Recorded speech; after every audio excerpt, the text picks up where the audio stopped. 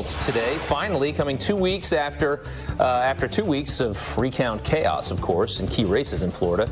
The final results confirm Republicans Rick Scott as Florida's new senator and Ron DeSantis as the new governor. Brenda Snipes, the embattled Broward County election supervisor, has also resigned. President Trump's pick to temporarily lead the DOJ facing more legal challenges. 3 Senate Democrats suing to block Matt Whitaker's appointment as acting attorney general. They claim the assignment is unconstitutional since Whitaker was not confirmed by the Senate. They want a federal judge to remove him from the post immediately. The Justice Department says the appointment is legal. Despite Democrats suggesting otherwise, special counsel Robert Mueller says Whitaker's appointment does not alter his authority. And despite Robert Mueller breaking his silence on Matthew Whitaker's appointment, Democrats still aren't satisfied. Molly Hemingway, senior editor at The Federalist, says it's because they see the Russia probe as their chance to get Trump out of office. Presidents have been temporary filling appointments like this going back to Thomas Jefferson. So the idea that Donald Trump is doing something wildly different than other presidents is ludicrous. But I think what's really happening is people had such hope that this special counsel would be used to unseat a democratically elected president, and they thought that maybe the Russia thing would go somewhere, or obstruction. And despite all the baiting, Trump is not even removing anyone or stopping this probe at all. So I think people are just frustrated that that big plan is not coming to fruition. All right, new overnight, famed attorney Michael Avenatti tweeting that he will be fully exonerated after being arrested for domestic violence. He also claims that there is video evidence in this case. This comes hours after court records obtained by The Blast show actress Morelli Minuti filed for a restraining order against him in Los Angeles. Now, it's unclear if Minuti is the woman involved in last week's domestic violence incident, but we will keep following this story, let you know.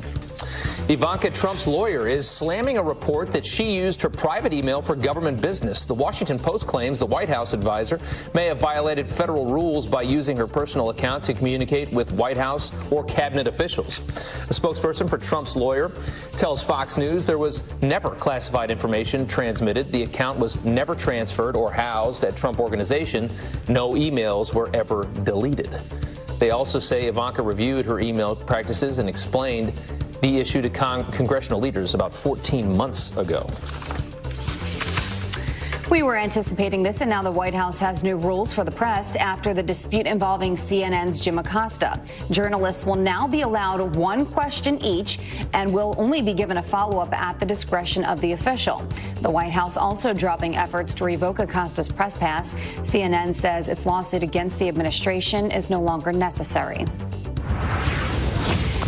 The newest race we are watching is for the annual White House turkey pardon. Americans can vote on Twitter to decide whether President Trump will honor peas or carrots at today's ceremony. Now, according to their official bios, Peas loves popcorn and Brad Paisley, but Carrots is into Elvis Presley and yoga. The turkeys spent the night at D.C.'s luxury Willard Hotel, and they will retire at Virginia Tech after today's pardon. Gobble, gobble, gobble. Hey, cheers. Wow. All right, a Fox News alert now. Overnight, an Obama-appointed judge ruling the government cannot require that asylum seekers only use official border crossings. Our next. The border's blocked, right? Right. And they have these camps set up. So, and you would think that if these people get rejected or they can't come in as easily as they used to be able to, they're probably just going to stay in northern Mexico. And that then threatens their livelihood, because then it's their jobs that they're worried about there, because there's, it's not a booming economy in Mexico like it is in the United States, not nearly to the extent. And then they start to wonder, well, what am I going to do for work? Is this going to bring wages down? All of this excess, help around all of these extra employees. Right, and take that a step further. If the border is shut down, a lot of folks live in Tijuana and they cross and they work in the United States. And when they have to shut down that port of entry, they're not able to go across to work, and that's affecting both America and Tijuana's economy and our cross-border commerce. Okay, interesting stuff. Thank you. Thank you very much. Thank you. All right, 18 minutes after the hour now, a store clerk shot and killed in a brutal armed robbery. And what we just learned about the teenager who pulled the trigger. Stay tuned. And how's this to start up your morning? The Stones are rolling again in the States. The news the band just dropped to make your Ruby Tuesday.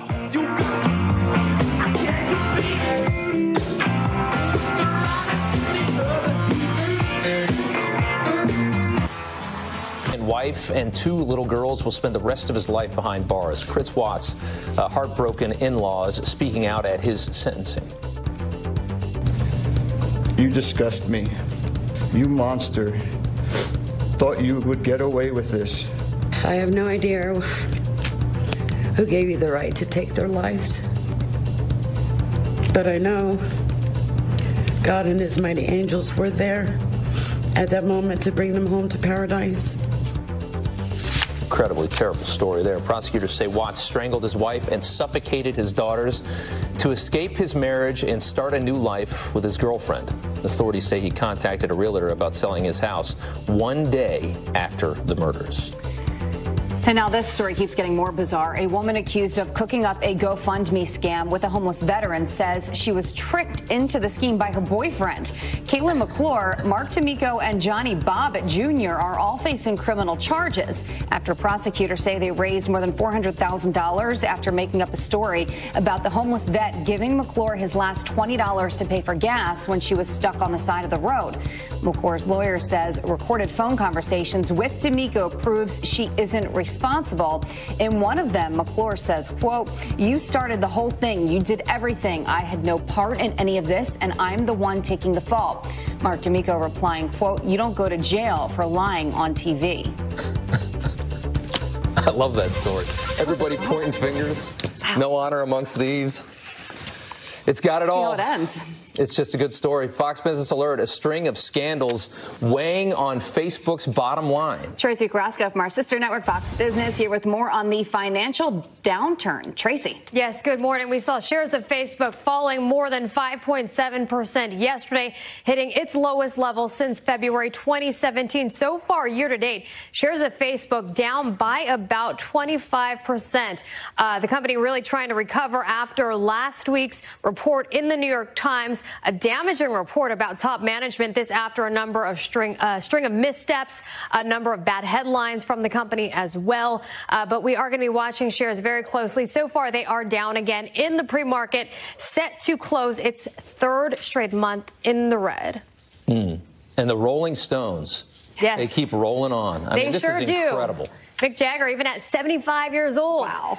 They have announced a new 13-leg tour of its No Filter tour starting in spring 2019. They're going to kick off the first show in Miami April 20th. There'll be shows in Texas, Arizona, California, Washington, Colorado, Pennsylvania, Massachusetts, New Jersey. The list goes on.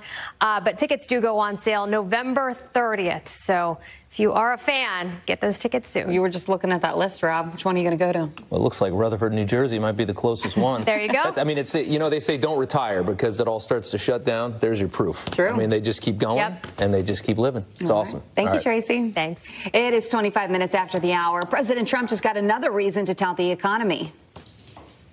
Maybe it's the best economy we've ever had. America now has the hottest economy on earth. Make America wealthy again. The president's economic approval rating now hitting a new high, and Professor Brian Brenberg is here to break down the brand new numbers. Explain why. Coming up next. Massachusetts is now the 7th state to permit retail pot shops. 2 medical marijuana dispensaries opening their doors to the public for the first time today. Molly Line has the details. Anticipation is building in the Bay State, where folks will have the chance to buy recreational pot legally, a first for the East Coast or anywhere east of the Mississippi. Business leaders and marijuana advocates are hailing it as a major step forward and a good way to boost state tax revenues. This is going to be a very positive impact for the state. We've already created 35 good-paying jobs. We're planning on expanding immensely. There are only 2 shops opening on Tuesday in the towns of Leicester and Northampton. But the state's Cannabis Control Commission says at least 3 more should be joining them soon. Reaction has been mixed in both towns getting pot shops, with some welcoming the new stores and others skeptical about the changes they could bring. I think it's probably not going to be good for the neighborhood or the town be attracting potheads from all over the state. We're hoping for it, and we're more than welcome. I'm willing to support it. But officials point out it's been more than 2 years since the state voted to legalize recreational marijuana, and they've spent that time developing protocols and procedures to limit any negative impact. Police also say they'll be keeping an eye on the new stores to make sure everything goes smoothly. We're here to make sure everyone gets in and out of the dispensary and gets what they need in a safe manner. 2 veterans, including the mayor of Northampton, have been chosen to be the first customers when the stores open. In Boston, Molly Line, Fox News. All right, President Trump's economic approval rating hitting an historic high. The new Gallup poll showing 53% of Americans approve of the way the president is handling the economy. Gallup says the average economic approval rating from Presidents Ronald Reagan through Barack Obama averaged in at about 45%. Here now to weigh in is Associate Professor of Business and Economics at the King's College in New York City, Brian Brenberg. Brian, thanks for coming back this morning. 52 or 53 over 45 is better. I still think, though, that there's a lot of partisanship in that number, that a lot of Democrats are going to say this economy stinks no matter how good it gets. Yeah, it's true. There's always a partisan factor in there. So that's why the 53 number is big. What it shows is about 91% of Republicans approve of the president's handling of the economy, about 21% of Democrats. But that 21% number is very high. If you look at how partisan this issue is, almost a quarter of Democrats have to say, look, this is a good economy because the numbers don't lie. And these numbers, by the way, are numbers that people feel when it comes to job creation, when it comes to wage gains. If there's a help wanted sign hanging on the storefront window, you can't argue with that. That means you've got a good economy. Yeah, and you just wonder if you take partisanship out of it, what would that number actually be if it was, you know, if it didn't matter? Look, you've got 7 million jobs available in this country, a record high 3.7% unemployment. When you just look at those numbers on their face, it's very hard to say economic prospects are good. The fact is, people are getting at jobs at a rate they haven't seen in a very long time. Their wages are going up. There's opportunity here in a way that some people have never seen in their career. If they're young enough, they've never seen opportunity. 3.7% unemployment, and you hear people all the time talking about how they can't find people, and there's more jobs than there are people. We're in an economy where employers are saying, I just can't find people to fill these jobs. I need people with skills that they just don't have right now. So what we should be talking about here is how do we skill people up for these jobs, not arguing about whether it's a good economy. It's a great economy. Let's help people participate in it. Yeah. All right. So the president's gotten a lot of criticism for calling himself a nationalist and what he thinks that means, and for his policies going after a lot of these other countries, trying to make it, I guess, a fair playing field in the United States. Are the voters buying into this, I guess, America first? I don't think voters have ever viewed America first as ideologically as the critics of the president claim they do. For them, it simply means we should care for those around us. We ought to put our own house in order. And so they look at the president's economic policies, from taxes to regulation to pushing back on unfair trade practices in China, and they simply say, this is America standing up for itself, putting its own house in order, taking care of people in our communities. And that's the kind of thing we praise in families, by the way. Why wouldn't Americans also buy into that? So it's not that ideological. It's a much more practical thing. And we're just not as rich as I think we feel we are when you get this the kind of debt that we have, 22 trillion, and you're throwing money around all over the world to help other places. You have a crumbling infrastructure and terrible debt in this country. Well, yeah, look, debt is a real problem, but we've got communities full of people who for a long time have been looking for a way to get back onto the economic ladder. The president has, but that's the issue he ran on in 2016. His policies are focused on getting them back onto that ladder. And real quick, a lot of people worried about, everything's going really good right now. There are concerns. You hear whispers around the financial guys talking about maybe some kind of recession coming globally. People worried about Italy. People worried about China. Well, more than whispers globally, China's in a really serious situation right now. Their growth has slowed a lot. Big problems in Italy. Europe has been one of those places where you've seen problems consistently. Italy's a bad story. By the way, that's why it's so important that growth in the United States stays strong. It's one of the economies that's lifting the globe right now. If growth slows here, that becomes a real issue. Is Italy big enough to affect the United States? It's a big country. Well, it'll certainly affect us to some degree, but if our economy continues to grow strongly, there's opportunity here. We can stay insulated from a lot of that. But if we lose economic growth steam here, then things going on in Italy, then things going on in China are a much bigger deal. Last time I was there, I talked to people and they said there's no work here. You just can't get a job. Kids are working 2-3 jobs trying to make the rent. Job growth and opportunity matters, my friend. Brian, thank you so much. We appreciate it. 36 minutes after the hour, Democrats pushing a pretty far left agenda, at least some of them. Everyone, all, should receive the health care they need. Tuition free. Medicare for all, tuition free public college. All right, you can now add New York's Mayor Bill de Blasio to that list. The socialist impulse from the New York City mayor. We're going to talk about that. Plus a snowflake alert. Forget using the word don't. And apparently typing in capital letters can be frightening. Carly Shimkus is no snowflake. The White House Correspondents Association ditching comedy at its annual dinner after a performance from Michelle Wolf that was unforgettable last year. I actually really like Sarah. I think she's very resourceful. Like, she burns facts, and then she uses that ash to create a perfect smoky eye. Like, maybe she's born with it. Maybe it's lies. Pulitzer Prize-winning historian Ron Chernow will host the dinner next year. Carly Shimkus with Fox News Headlines 24/7 Sirius XM 115. Here with reaction online. Hey, good morning, guys. So following last year's controversy, like you said, the White House Correspondents Association has decided to ditch the comedy portion of the night. They're going with a more serious speaker, historian Ron Chernow, whose work actually inspired the hit Broadway musical Hamilton. Chernow's speech will focus on the First Amendment, but he vows to keep audience members from falling asleep, saying freedom of the press is always a timely subject, and this seems like the perfect moment to go back to basics. While I have never been mistaken for a stand-up comedian, I promise that my history lesson won't be dry. Meanwhile, comedian Michelle Wolf is not impressed. She says the White House Correspondents Association are cowards, the media is complicit, and I couldn't be prouder. Meanwhile, some folks on social media think that this is a good idea. Claire on Twitter says, had to stop when good fun turned to hateful rhetoric. And then another Twitter user, Milton, chiming in saying, this actually seems like it could be a good faith step by the White House Correspondents Association to mend fences. Keep in mind, the president has been accused of attacking the First Amendment. That's what this dinner is going to be focused on. So there still could be plenty of reaction from the White House when all is said and done. So I think there's some truth to this next story, because when I want to really drive home a point, I definitely text with capital letters. Oh, yeah, that's right. I know what you mean there, Jillian. Let's see what everybody has to think about this one. So a college in the UK is encouraging teachers to avoid using capital letters because it could intimidate students. Leeds Trinity College professors also being told to write in helpful, warm tones, avoid officious language, and negative instructions. A spokesperson for the university says that this will help students perform to their highest level, but some folks on social media are calling them snowflakes. Tim says, what do they actually teach in schools and colleges these days?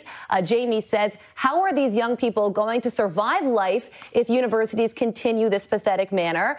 And Martin also saying, next it will be, you cannot use red pen for correcting work. Well, the college also saying that teachers should avoid using do and don't, but they say these are just gentle suggestions, and there is not an all-out ban on capital letters. That red pen.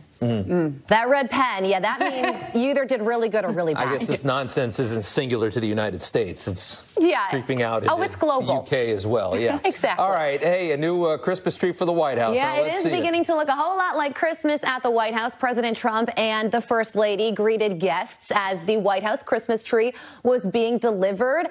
This year's tree is a Fraser fir from North Carolina. It will be placed in the blue room of the White House, where the chandelier will be removed to accommodate its massive size.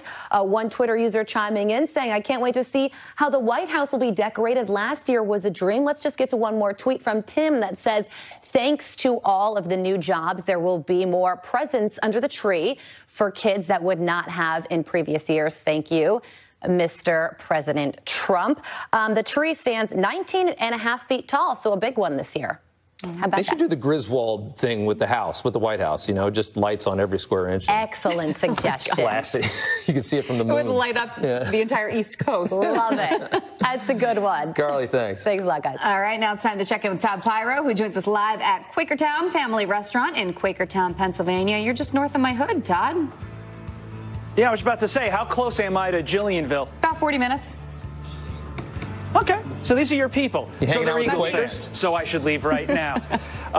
What was that, Rob? You're hanging out with the Quakers. What was that? Quakertown. Yeah, I mean, because Quakers and I are tight. We use the same transportation, I think. I love that. So let's get to the business of why we're here. We're here to talk to the people about the issues. And obviously, there's no want for issues. The economy, the border, the caravan, Trump's approval rating on the economy, Nancy Pelosi. We're going to talk about all that with the folks here. And what's nice, obviously, we went to a lot of diners around election time. And, it was definitely intense. We were sort of grilling people on very, very specific issues with regard to the blue wave, red wave, all that stuff. Today, we're just going to sit back, talk to the people about what they want to talk about. We may actually eat some pies, too. And the producers back there don't know I'm doing this, but this is a very deep tease. There is something coming up on Thanksgiving morning with all of us that when I tell the viewers out there in Fox and Friends First Land, it will be epic. You need to tune in on Thanksgiving morning. That's all I'm going to say. That's all I'm going to say. We don't even know what you're talking about. You don't even know what I'm talking about. Todd, thank you so much. Thanks, we will Todd. look forward to that. Tease deep. I like it. All right, Todd, thanks. When we come back, Florida fighting to hold two of the country's largest drugstores accountable for the opioid epidemic. Is this the right answer? Dr. Nicole Saphier is here and says responsibility should... Alexandria Ocasio-Cortez says she is using her Instagram account to humanize government. The New York Congresswoman-elect explaining her frequent on MSNBC. I think it's really important that when we actually show people that government is a real thing, that it is something that you can be a part of, it's a process that we can transition into, it really kind of opens up the window to show that anyone can serve. Of is sworn in January. I'll take it from here, Rob. I think we're having an issue with your microphone. So let's go to this. Florida is taking a major step in the fight to end the opioid crisis, filing a lawsuit against two of the country's largest pharmacy chains. Is this new lawsuit a good next step toward ending the epidemic? Here to weigh in is Fox News medical contributor Dr. Nicole Saphier. And NRTs, just to be clear, we had said that you thought physicians were the ones to be held responsible for this, but really you say it's actually everybody, right? Right. We cannot narrow the opioid crisis down to just one culprit at this point. It is multifactorial, to say the least. And State Attorney General Pam Bondi just added pharmacies, CVS and Walgreens, to this already existing lawsuit that has named multiple drug companies. And what they're using words such as racketeering, conspiracy, and gross negligence, saying that they illegitimately inflated the supply and demands of opioids, causing innumerable deaths and overdoses in the state of Florida. And she's needing funding to help this. So here's what the Florida lawsuit claims, and you mentioned some of this, that CVS distributed 700 million dosages of opioids in Florida from 2006 to 2014, that Walgreens distributed 285,000 orders of oxycodone to a town of 3,000 people in 1 month. I mean, these are some high numbers. Dr. Nicole, are we in too deep to this fight? We're in very deep. I mean, drug overdose is the leading cause of accidental death in the United States, and the opioid epidemic or crisis, whatever you want to call it, is fueling that fire. And how did this happen? Well, in the late 1990s, pain associations started pushing for adequate pain control. And all of a sudden, JACO, which is a nonprofit independent organization, made pain what we call the fifth vital sign. Pain is not a vital sign. It's a symptom. But what happened was, for hospitals to receive government funding, they needed to adequately treat pain. So there's overprescribing. There was too much pushing from the pharmaceutical companies. Pharmacies were not regulating. Patients were abusing medications, and here we are. So what do you think happens with the lawsuit? Pam Bondi, state of Florida, they're needing funding to help them with the crisis they're seeing in Florida, and that's what they're doing here. If they can prove gross negligence on the part by the pharmaceutical company and the pharmacies, then perhaps they should be helping fund some of this. Okay, let's talk about this next topic here. Senators claim drug company hiked price of opioid reversing drug by more than 600% to capitalize on the crisis. Now, this is not the first time that we've heard these astronomical hikes in drug prices. Right. Unfortunately, in the United States, we have a legalized monopoly when it comes to pharmaceuticals. And President Trump, I will give him some credit. He's doing the unglamorous work of helping decrease some of the drug prices, especially when it comes to Medicare. And what we're seeing here, you have multiple generic forms of naloxone, which is the life-saving drug for opioid overdoses. However, the patients don't necessarily choose the medications claims they want. It's all by formularies on the insurance companies, your pharmacy benefit managers, and so they cut deals with drug companies to get certain discounts on medications, but that discount's not necessarily being seen for the patients. Now, it is a little misleading when you start listing all these drug list prices, because that actual dollar amount isn't necessarily what's being paid. You have to offset for those that are uninsured or aren't actually paying for this medication. However, the 600% increase came after a consultant firm said, how are we going to make more profit? Right. And just to put up the statement here from Kellyo, which is the company on the scandal, and it says, quote, "We have received voluntary reports from recipients of donated product that Evzio has saved more than 5,000 lives since we launched the product in 2014. Second, we've never turned an annual profit on the sale of Evzio. 2 patients, not profits, have driven our actions." Right, and that's very important to keep in mind, that it costs a lot of money to bring a drug to market. So it does take a while for them to see profit. So, unfortunately, their books aren't open to everyone, but we don't actually know the profit there. We do need to make sure that the taxpayers are not being manipulated or paying far too much money. They're not the ones having to pay something they can afford when they need it. Absolutely, especially when there are less expensive generics available. We need to make sure those are in the right hands as well. All right, Dr. Nicole Saphier, thank you very much. And we're coming right back. Stay there.